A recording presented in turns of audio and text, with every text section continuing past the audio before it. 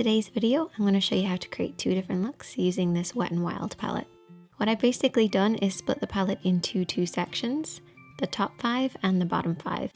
Let's start off with the top 5. So just giving them little names, we're going to start off with shade number 2 and just apply this all over the lid from the lash line up to the brows. We're next going to take shade number 1, which is a transition shade, and blend this back and forth in the crease of the eye using a blending brush.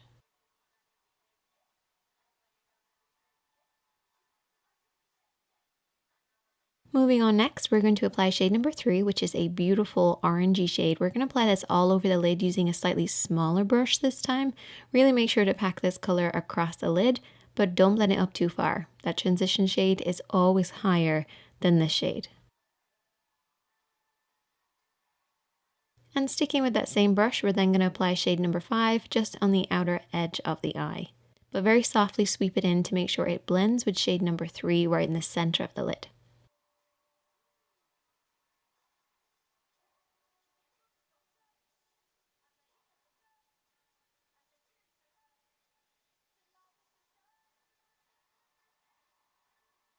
Then taking shade number 4, which is our shimmer, we're just going to tap this over everything that we've applied. And I'm using my fingertips because I'm not looking to pack this color on. I'm just literally tapping this very lightly just to add a little bit of shine. I've also applied a little bit of shade number 3 just underneath the eye as well. And it's kind of like a warm, smoky eye with a little bit of shimmer. Now for the next look, we had a little bit of a disaster. Basically, that shade number 7, which is my favorite shade from the palette, it just went really patchy, uneven. The more I blended it, the worse it got. I tried everything, and in the end, I actually had to start again, which has never really happened when I've created these looks before. Also, it did stain my lids, which I just want to point out, it's very common with this particular shade. So just make sure if you have a problem with that, to pack on a lot of primer, and this will protect your lids slightly. Anyway, let's start this look off again and do it correctly. I started off with shade number 10 and just apply this back and forth in the crease of the eye. This is our transition shade.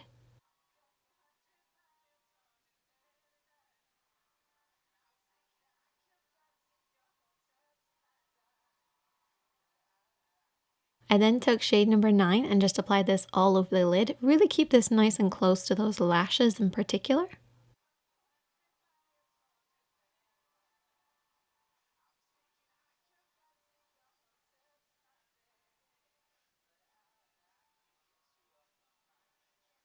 And then over the top of that, I took shade number 8.